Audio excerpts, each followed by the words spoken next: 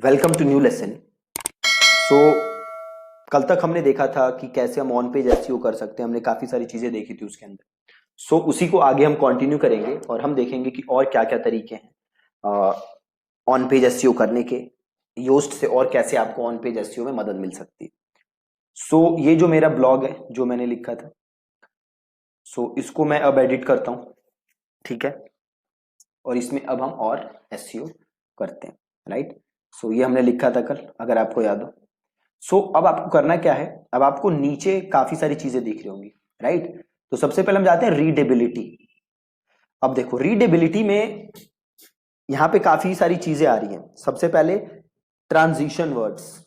अब देखो ये सारी चीजें ग्रीन है, राइट। ग्रीन का मतलब है कि काफी अच्छा हमने अपना आर्टिकल लिखा है, राइट। अब अगर आपका कंटेंट ग्रीन नहीं आ रहा तो आपको अपने कंटेंट में चेंजेस करने हैं ताकि वो ग्रीन हो, राइट। अब ये ग्रीन जो है ये सिंपल ये सजेस्ट करता है कि आपका कंटेंट कितना रीडेबल है, ठीक है। और कंटेंट जितना ज्यादा रीडेबल होगा, अब सपोज करो आपने कंटेंट लिखा और जो आपका यूजर है उसे आपका कंटेंट समझ ही नहीं आ रहा, तो फिर आपके कंटेंट का फायदा क्या है ना।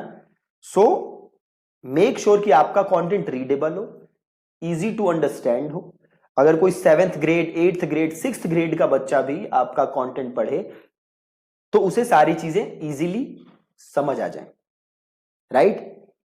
अब देख सकते हो यहां पे सारी चीजें ग्रीन, पैराग्राफ लेंथ बिल्कुल अच्छी है, सब हेडिंग डिस्ट्रीब्यूशन भी अच्छी की, तो हमने H1 टैग, H2 टैग, ये सारी चीजें बना दी थी, है ना। तो सारी चीजें अच्छी हैं। तो अब आप चेक कैसे कर सकते हो कि आपका कंटेंट रीडेबल है कि नहीं है। देखो यहां से तो पता चल ही जाएगा। दूसरी एक चीज है जो आप यूज कर सकते हो, है hemingwayapp.com, राइट। एक वेबसाइट है hemingwayapp.com। आपको सिंपल यहां पे जाना है और अपना कंटेंट आपको यहां पे जाके पेस्ट करना है।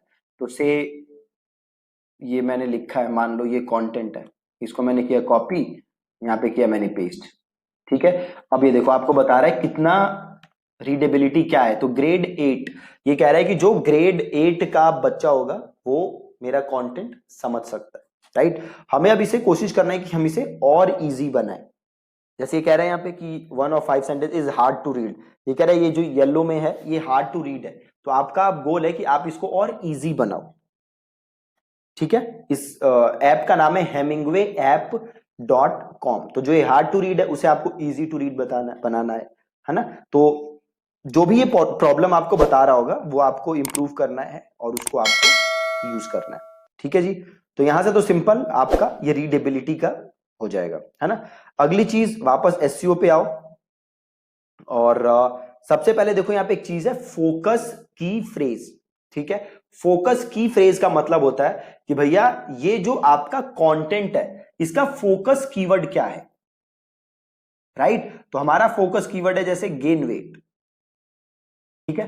तो आपको यहां पे बताना है कि भैया मेरा फोकस कीवर्ड है ये गेन वेट, ठीक है। तो मैंने वो बता दिया यहाँ पे फोकस कीवर्ड, आपको भी अपना फोकस कीवर्ड बताना है। अब थोड़ा आपको नीचे आना है, देखो यहाँ पे एसईओ एनालिसिस कर रहा है, keeping in mind gain weight जो मेरा कीवर्ड है उसको लेके, ठीक है।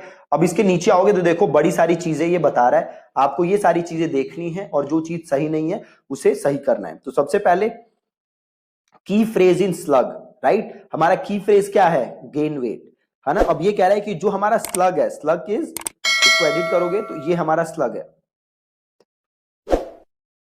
ये स्लग है ना। इसके अंदर देखो गेन वेट मैंने यूज किया हुआ है ना, गेन वेट। और मेरा की फ्रेज क्या है, गेन वेट। तो एक अच्छी बात है, ठीक है। सो आपको हमेशा ये इंश्योर करना है कि जो आपका की फ्रेज है वो आपके यूआरएल स्लग के अंदर आए, ठीक है। और वो हमारा आ रहा है जो ये बता रहा है, राइट। उसके बाद है एसईओ टाइटल विथ, कि जो हमारा एसईओ टाइटल है, healthy ways to gain weight if you are under weight, ठीक है। ये कह रहे हैं कि जो एसईओ टाइटल की विथ है वो भी अच्छी है ना। अगर आपका ये ग्रीन नहीं आ रहा तो आपको कोशिश करनी है कि ये ग्रीन आए, ठीक है जी।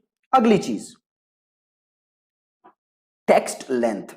अब देखो यहां पे थोड़ा सा कॉन्ट्रेडिक्टरी चीज है। ये टेक्स्ट लेंथ कह रहा है कि भैया आपके यहां 310 वर्ड हैं तो आपकी टेक्स्ट लेंथ अच्छी है, राइट। पहले मैंने आपसे बात की थी कि गूगल के अकॉर्डिंग आपके ब्लॉग की लेंथ कितनी है, आपके पेज की लेंथ कितनी है, ये उतना मैटर नहीं करती, राइट। गूगल का गोल ये नहीं है कि आपका जो पेज है वो 10,000 वर्ड का हो, ठीक है। गूगल का गोल क्या है कि जो यूजर के सवाल है उसका जवाब आपका वेब पेज सही तरीके से दे। अब अगर वो जवाब देने के लिए 10,000 वर्ड लगते हैं देन 10,000 वर्ड का आपको लिखना है। अगर उसका जवाब देने के लिए 500 वर्ड लगते हैं तो आपको 500 वर्ड का लिखना है, राइट। तो ये कह रहा है कि टेक्स्ट लेंथ अच्छा है, सो ठीक है, हम आगे बढ़ जाएंगे।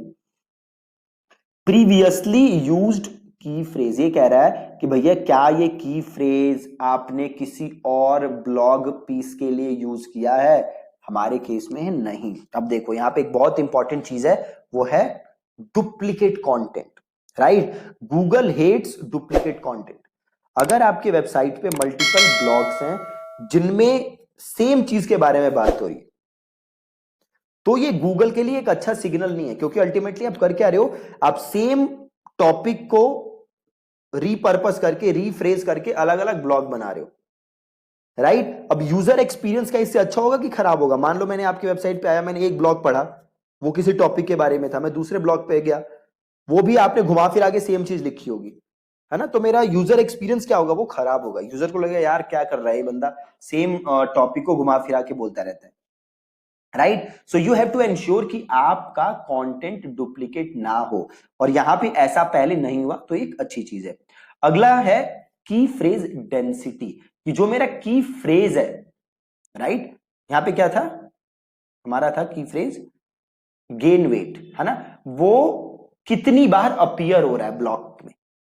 हमारा 4 टाइम हो रहा है और यहां पे आ रहा है ग्रेट है, अच्छा है। अगर ये ग्रीन ना हो तो आपको और जगह अपने की फ्रेज यूज करने हैं जब तक ये ग्रीन ना हो जाए, ठीक है। अगली चीज आउटबाउंड लिंक्स, कि क्या हमने जो हमारा ये ब्लॉग है उसमें आउटबाउंड लिंक डाले हुए हैं, ऐसे लिंक जो कि दूसरी वेबसाइट्स पे जाके ओपन होते हैं।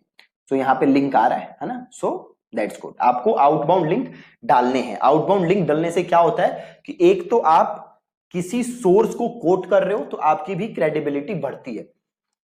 फॉर एग्जाम्पल सपोज करो मैं एक कंटेंट बनाता हूं और इसमें मैं कोट कर रहा हूं WHO को, एम्स को, तो इससे क्या होगी, मेरे जो ब्लॉग है उसकी क्रेडिबिलिटी बढ़ेगी, क्योंकि जो मैं नंबर्स बता रहा हूं वो ऐसे इंस्टीट्यूट्स के नंबर है, ऐसी अथॉरिटीज के नंबर है, ऐसे ऑर्गेनाइजेशंस के नंबर है जो कि काफी ज्यादा ट्रस्टेड है, राइट। तो आपको आउटबाउंड लिंक्स यूज करने। अगली चीज की फ्रेज इन टाइटल, ठीक है। The exact match of the key phrase appearance but not at the beginning.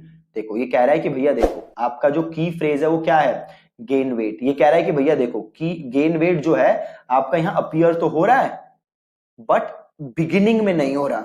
ये कह रहा है कि जो आपका की फ्रेज है वो आपके टाइटल में अपीयर तो हो रहा है बट बिगिनिंग में नहीं हो रहा, है ना। सो आप देखो कि क्या आप उसे बिगिनिंग में दिखा सकते हो, बट एक चीज ध्यान रखनी है कि वो लॉजिकली दिखना चाहिए। अगर वो इलॉजिकल तरीके से आप उसको बिगिनिंग में दिखाओगे तो उसका कोई भी फायदा नहीं है, राइट। तो हमें एंश्योर करना है कि हम उसे बिगिनिंग में करें, जैसे लिखा हुआ इसने try to move it to the beginning, कि हमें उसे बिगिनिंग में दिखाना है, ये हमें कोशिश करनी है, ठीक है।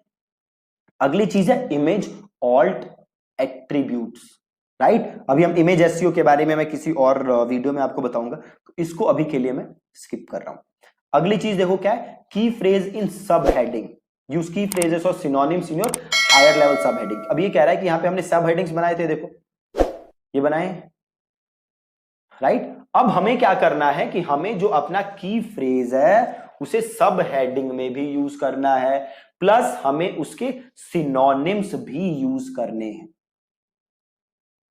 ठीक है। कि हमें उसका की फ्रेज जो है हमें सब हेडिंग्स में भी यूज करने हैं और हमें उसके सिनोनिम्स भी यूज करने हैं। अगली चीज देखो क्या कह रहा है, मेटा डिस्क्रिप्शन लेंथ। देखो यहां पे हमने मेटा डिस्क्रिप्शन लिखा ही नहीं है तो हमें मेटा डिस्क्रिप्शन लिखनी है, ठीक है, वो तो हमें लिखेंगे। अगला की फ्रेज इन इंट्रोडक्शन, कि ये जो हमने स्टार्ट किया है अपना ब्लॉग, यहां पे हमारा की फ्रेज नहीं आ रहा तो हमें यहां भी की फ्रेज यूज करना है। अगली चीज है इंटरनल लिंक्स, कि हमें अपने वेब पेज के, अपने वेबसाइट के अलग अलग वेब पेजेस का लिंक भी यहां पे देना है, राइट। तो अब देखो, अगर ये जो कह रहा है, जो एससीओ योस्ट कह रहा है, अगर आप ये सारी चीजें कर लोगे तो आपका ऑन पेज एससीओ एकदम एकदम परफेक्ट हो जाएगा। राइट तो क्या क्या चीजें हैं एग्जैक्टली जिनको आपको ध्यान रखना है? तो सबसे पहले तो आपका जो की फ्रेज है वो स्लग में आना चाहिए, यूआरएल में आना चाहिए। अगला जो आपके एसईओ का टाइटल है वो सही होना चाहिए। अगला क्या है, जो आपके लेंथ है ब्लॉग की वो सही होनी चाहिए। अगली चीज क्या है कि जो आपका की फ्रेज है वो कभी यूज ना किए हो। अगली चीज क्या है कि जो आपका की फ्रेज है वो कई बार ब्लॉग में अपीयर होना चाहिए, उसकी डेंसिटी सही होनी चाहिए। अगली चीज क्या है कि की फ्रेज का लेंथ अच्छा होना चाहिए। अगली चीज क्या है कि आपके ब्लॉग के अंदर आउटबाउंड लिंक्स होने चाहिए, अथॉरिटी साइट्स को आप लिंक करो।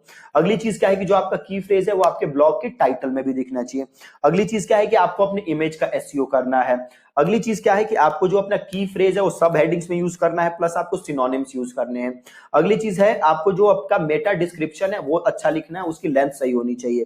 प्लस जो आपका की फ्रेज है वो आप जब ब्लॉग स्टार्ट करोगे तो उसके इनिशियल 100 वर्ड्स के अंदर आना चाहिए। प्लस अगली चीज क्या है, इंटरनल लिंक्स, आपको इंटरनल लिंक्स यूज करने हैं। ठीक है, तो आपको इन सारी चीजों का ध्यान देना है, तो अपने आप आपका ऑन पेज एसईओ बिल्कुल बिल्कुल बिल्कुल परफेक्ट हो जाएगा। ठीक है, हमने कैसे टैग हमने लगा के देखे थे, प्लस हमने लिंक भी देखा था कि हम कैसे लिंक कर सकते हैं चीजों को। ठीक है, सो ये आपको सारी चीजें करनी है, फिर आपका ऑन पेज एसईओ एकदम ऑन पॉइंट एकदम परफेक्ट होगा। ठीक है जी, that's it from this video. कल के लेसन में हम बात करेंगे about image SEO. Thank you so much for watching this lesson.